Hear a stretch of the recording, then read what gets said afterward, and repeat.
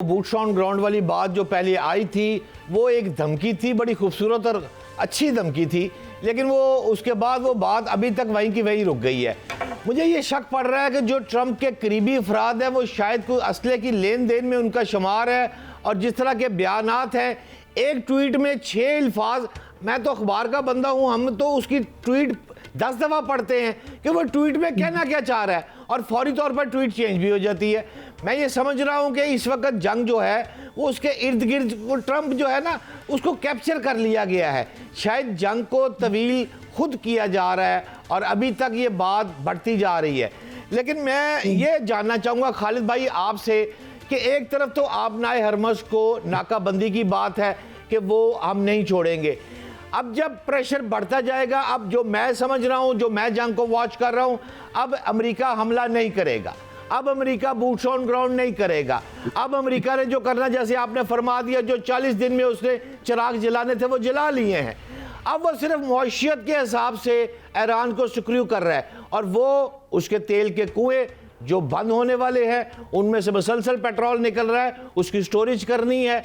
तो ये जो हालात इस तरफ आ रहे हैं, आप समझ रहे हैं कि अमेरिका अब जंग की बजाय मौशियत पर ज़्यादा हो रहा है। और अगला साथ साथ ये भी बताते जाइएगा, उसका तो चाइना का दौरा है, तो अगर ये ना हुआ तो क्या फिर जैसे पहले चाइना का दौरा कैंसिल हुआ था, अब फिर कैंसिल होने के कोई इम्कानात लग रहे हैं? खालिद भाई आपको। बट साहब देखिए, ये जंग बड़ी डिफरेंट है जो पहले अमेरिका ने लड़ी है, इराक की, सीरिया की, लीबिया की, अफगानिस्तान में पहले वाली जंग जो जितनी लड़ी है उनसे डिफरेंट है। मैं क्विकली करता हूं, फिर हम कोरिलेट कर पाएंगे। पहले अमेरिका को जब भी इस तरह का खतरा होता था वो एक सेरेमोनियल किस्म की रेजोल्यूशन यूनाइटेड नेशन से पास करवाता था, उसके बाद वो अपनी कांग्रेस के पास ले जाता था, वहां से अप्रूवल लेता था। कांग्रेस के बाद वो नेटो को नारा मारता था कि अब सारे आ जाएं, 40-44 मुल्क इकट्ठे हो जाएं, हमने अफगानिस्तान पर या लीबिया पर या सीरिया पर हमला करना है। सारे इकट्ठे हो जाते थे, नुकसान साझा होता था, कैजुअलिटीज कॉमन होती थी, बर्डन शेयर किए जाते थे, कॉस्ट जो है वो डिवाइड हो जाती। ये पास्ट का रिकॉर्ड रहा है। और अगर बुरा भला कहीं कहा जाता था जहां पे भी, तो वो सबको शेयर होता था क्योंकि 40 मुल्क शामिल होते थे। इस दफा वेनेजुएला का जब ऑपरेशन हुआ, मैंने आपके प्रोग्राम में पहले भी एक दफा अर्ज किया था कि जब इस तरह की क्विक फिक्स विक्ट्री, आपको लो कॉस्ट विक्ट्री मिलती है, तो वो एक नशा होता है, वो एक एपिटाइजर होता है। आप समझते हैं कि तमाम विक्ट्रियां इसी तरह होती हैं, और दूसरा आप ये गलत फहमी में शामिल हो जाते हैं कि मिलिट्री हर चीज का हल होता है। टाइम का डजंट मैटर, टारगेट का डजंट मैटर, लोकेशन का doesn't matter, but it matters. तो आपने देखा कि ईरान नहीं था अफगानिस्तान की तरह, ईरान नहीं था खासतौर पर इराक की तरह जो लास्ट उन्होंने की थी 2003 में जो हमला किया था। वो क्यों नहीं था? 4 गुना बड़ा मुल्क है ईरान, ऑब्वियसली इराक से। टेरेन 50% पहाड़ियां हैं, छुपने की बहुत जबरदस्त ऑप्शंस है, अनलाइक डेजर्ट जो इराक का था वहां नहीं छुप सकते थे। तो मैं ये कंक्लूड इस तरफ करना चाह रहा हूं कि ये मिस रीड किया गया, मिस कैलकुलेट किया गया। अब जो उनका डिप्लीशन हो चुका है, अब आप फिजा की इजाजत से मैं असले की भी थोड़ी सी बता देता हूँ। 50% प्रिसीजन गाइडेड मिलिशिया जिसने अपने हमले करने हैं जिस पे दुश्मन पर, वो डिप्लीट कर लिया आपने। 45% जिससे रोकने हैं दुश्मन के हमले, वो डिप्लीट कर दिए। फिर जितना आपने स्टैंड ऑफ वेपन्स मारना है टॉमाहॉक की शक्ल में, वो 35% डिप्लीट कर दिए। यहां तक कि ओवरऑल अगर 45-50% आपका डिप्लीट हो चुका है, पहली बात है। अगर 45-50% चाइना का भी ईरान का भी डिप्लीट हो चुका है, तो ईरान को तो फिक्र की बात नहीं है। ईरान ने तो डिफेंड करना था, वो और महीना निकाल लेगा। लेकिन अमेरिका इस रेट पे चल सकता है। अमेरिका इसलिए नहीं चल सकता कि उसने इजराइल की हर ख्वाहिश को पूरा करना होता है, तमाम कॉन्टिजेंसियों को पूरा करना होता है। उसने यूक्रेन की जंग लड़ा रही है पिछले 5 साल से, उसने ताइवान के खिलाफ थ्रेट करना होता है चीन को। तो अगर आपके पास असला ही नहीं होगा तो थ्रेट किससे करेंगे? अगर आपका असला 50% हो गया तो आपकी विंडो ऑफ वल्नरेबिलिटी खुद आपने बढ़ा ली, और खुद चॉइस ऑफ वॉर था, ये किसी ने हमला नहीं किया था अमेरिका पर।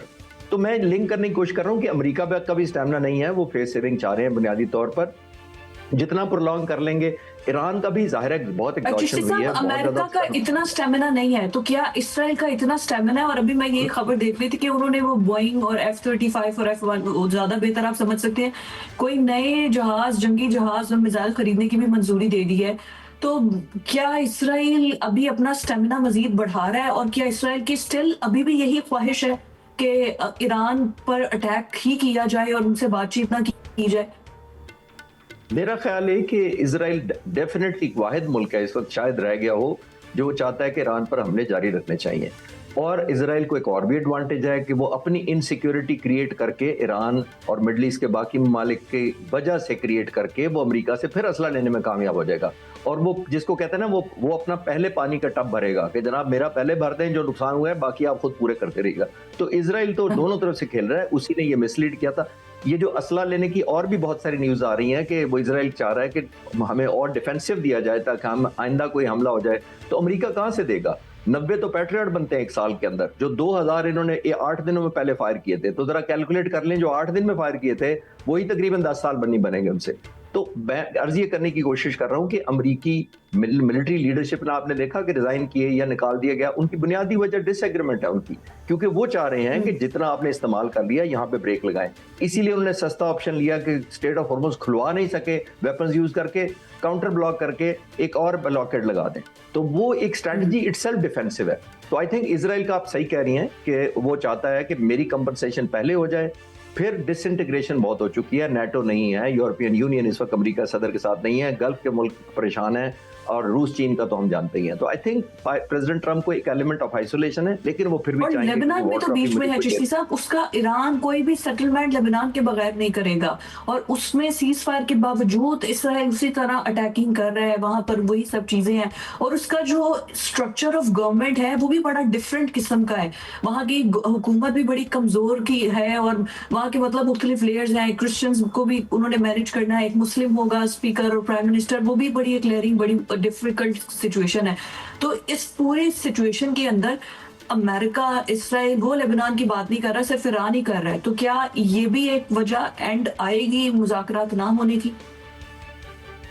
डेफिनेटली इसलिए आएगी कि ईरान ने आज नहीं, तकरीबन 40 सालों से ये जो प्रॉक्सी और सपोर्ट एलिमेंट्स हर जगह रखे हैं, इराक में भी हैं, सीरिया में भी हैं, लेबनान में भी हैं, बहुत जगह पर रखे हैं। नंबर 1। नंबर 2, ये देखिए जो इजराइल है वो विंडो को बंद नहीं कर रहा अटैकिंग करने की। और जो आपने कहा कि वो बहुत कमजोर गवर्नमेंट है, उसकी भी वजह इजरायली है।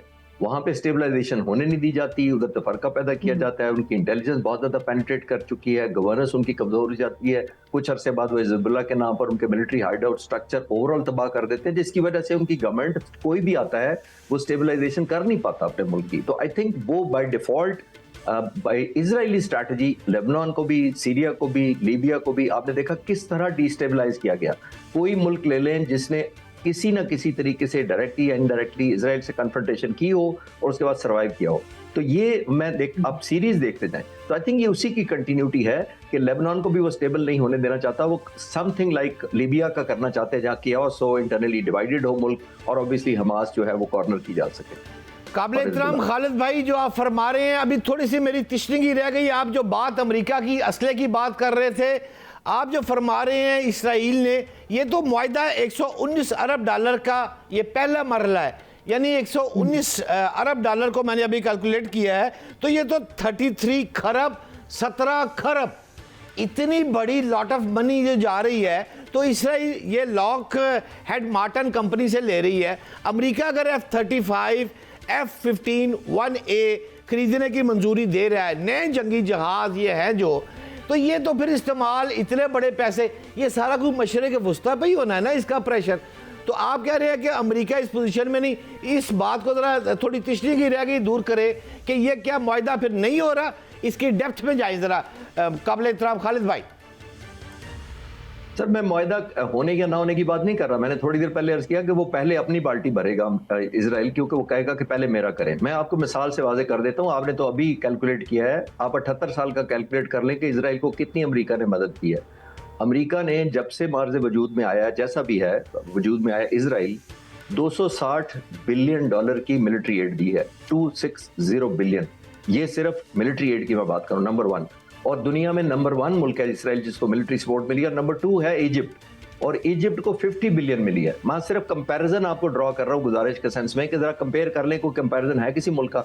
नंबर 1 जो खतरनाक बात यह है कि अमेरिका ने हमेशा उसको आउट ऑफ प्रोपोर्शन दिया है। अब आप इतनी थ्रेट है नहीं जितनी वो दायरा सपोर्ट, 260 वर्सेस 50 बिलियन का खुद कंपैरिजन कर लें। और सबसे ज्यादा अफसोसनाक बात यही है कि हमारे अपने मुसलमान मुल्क डिपेंडेंट है उसके असले पर, जो इजराइल एक्सपोर्ट करता है। इजराइल ने तकरीबन पिछले 5 साल में $15 बिलियन एक्सपोर्ट किया है, 25% उसके ग्राहक मुसलमान है। तो अब आप कहाँ के किस बात को पकड़ेंगे या किस बात का अफसोस करेंगे? तो खालिद हमारे अंदर भी भाई, कताकलामी की माजरत चाहता, जो आप फरमा रहे हैं इसका मतलब तो ये है कि इसराइल के पास F-35 100 के करीब जहाज होंगे। अगर 100 के करीब जहाज होंगे तो आपके पास J-35, ज़रा कंपैरिजन तो कर दे खालिद भाई कि हमें अनकरीब जो ये मिलने जा रहे हैं, खुशखबरी आपके पास है, मुझे पता है आपने देरी नहीं है, लेकिन इतना इशारा ज़रूर कर दीजिएगा कि खुशखबरी ईद से पहले है या ईद के बाद है। और अगर ये खुशखबरी आ गई J-35 की तो 100 F-35 इसराइल के पास है। ज़रा कंपैरिजन कीजिएगा, तगड़ा कौन सा है खालिद भाई? नहीं, तगड़ा और वो बाद में बात करते हैं, ईद भी आराम से गुजार लें। और मैं जितना माशाल्लाह आपके चैनल के ऊपर मुझसे पूछा गया है, मैं मेरा ख्याल कमिटमेंट ऑन एयर कर देता हूँ कि जब भी J-35 की पता लगे सबसे पहले मैं जीएन को फोन करूंगा कि आप मुझे ऑन एयर कर लें। तो ये लास्ट टाइम भी मैंने चिश्ती साहब से सवाल किया था, बट साहब ये तब भी गोल करके निकल गए थे और नहीं बताया था। अब आपने दोबारा वही किया, इन्होंने फिर जो है वो बात गोल कर दी है। वो कंपैरिजन करा लें। वो हमेशा बट साहब ऐसी गुगली कराते हैं जिसे बचना बड़ा मुश्किल है, लेकिन मेरी भी कुछ लिमिटेशन है। लेकिन इंशाल्लाह ताला जब भी होगा F-35 और J-35 दोनों स्टेल्थ है, ये तो हम बता सकते हैं। लेकिन उनका कंपैरिजन इसलिए नहीं है कि अमेरिका के पास भी F-16 है, हमारे पास भी F-16 है, उसका आराम से कर ले मुकाबला। वो भी 2.5 सालों से उड़ा रहे हैं, उनके पास तो बहुत ज्यादा है, हमारे पास तो सिर्फ 78 के करीब 75 के करीब जहाज है।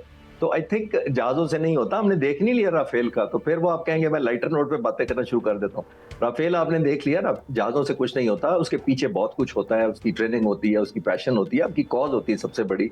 तो घबराए ना, अगर नहीं भी आया खुदा ना खासा J-35 और फिर भी मुकाबला करना पड़ा, तो हम ये नहीं कहेंगे इंशाल्लाह ताला कि अगर हमारे पास इंशाल्लाह अब हमें बिल्कुल एतमाद है, यकीन है। लेकिन चिश्ती साहब, the thing which is very alarming, हमने कल भी ये प्रोग्राम में डिस्कस किया था कि इसराइल बिल्कुल दुबई में आके बैठ गया है, वहां पे सिक्योरिटी सारा इसराइल ने संभाल ली है। ये बहुत अलार्मिंग नहीं है मिडिल ईस्ट के अंदर? ये बहुत अच्छा सवाल है और आपने बिल्कुल ठीक अलार्म क्रिएट भी किया है और समझा भी है। देखिए, ये बहुत अनफॉर्चुनेट पार्ट है। कहाँ GCC 1981 से मुल्कें इकट्ठे, इवन ईरान भी शामिल है, तमाम मिलके फैसला किया करते थे। और फैसला करने के बाद एक मिथ होती थी इनकी कि ये आपस में इकट्ठे हैं, खास तौर पर जो इकोनॉमी इनकी इकट्ठी थी। अब जो यूनाइटेड अरब एमिरेट्स ने उनको इनवाइट किया है और जाहिर है GCC से भी अलहदगी इख्तियार कर लिया है, ये बहुत अलार्मिंग है। और मैं तो वो पहले ही कह रहा हूँ कि जब ये जंग बंद होगी तो यहाँ बहुत सारे रीजनल अलायंसेज रीअलाइन होंगी। टूटने या ना टूटने का तो वक्त फैसला करेगा, वो इसलिए मैं नहीं बता सकता कि बुनियादी तौर पर ये देखना पड़ेगा कि ऑब्लिगेशन इन मुल्कों की अमेरिका और इजराइल से कितनी है। कुछ मुल्कों की बहुत ज्यादा होगी, कुछ की कम होगी जो निकल सकेंगे। बहुत सारे लोग मुझसे पूछते हैं नाटो मुसलमान मुल्कों का एक बनना चाहिए, तुर्की, पाकिस्तान, मिडिल ईस्ट। ये मैंने कहा ये विश लिस्ट है, डेफिनेटली कौन नहीं दुआ करना चाहेगा कि हम अपना भी अलायंस करें। लेकिन फिर हम ग्राउंड रियलिटी देखनी पड़ेगी कि बहुत सारे मुल्कों के इजराइल आपको पेनिट्रेट कर चुका है आपके मुसलमान मुल्कों के अंदर। थोड़ी देर पहले मैंने पिछले सवाल के जवाब में अर्ज किया कि मिलिट्री एक्सपोर्ट का 25% मुसलमान मुल्क लेते हैं, जिसका मतलब सिर्फ मिलिट्री एक्सपोर्ट कोई कंज्यूमेबल आइटम नहीं होते। फिजा एक चीज ध्यान में रखिएगा, वो हार्डवेयर होता है जिसकी आपने मेंटेनेंस देनी होती है, अपग्रेडेशन करनी होती है, टेक्नोलॉजी देनी होती है, ट्रेनिंग देनी होती है। ये 40-50 साल के रिलेशनशिप बन जाते हैं। हम जिन मुल्कों को JF-17 थंडर बेच रहे हैं तो हम बेच के वापस तो नहीं आ जाते। फिर उसके बाद हमारा कोलैबोरेशन रहता है, हमारी ट्रेनिंग रहती है, हमारा सप्लाई चेन मेंटेन रहता है। तो ये एक लॉन्ग टर्म डिपेंडेंसी हो जाती है, म्यूचुअल ट्रस्ट हो जाता है। तो अगर जहां इजराइल आया, जाहिर है उसके स्टेक भी साथ आएंगे।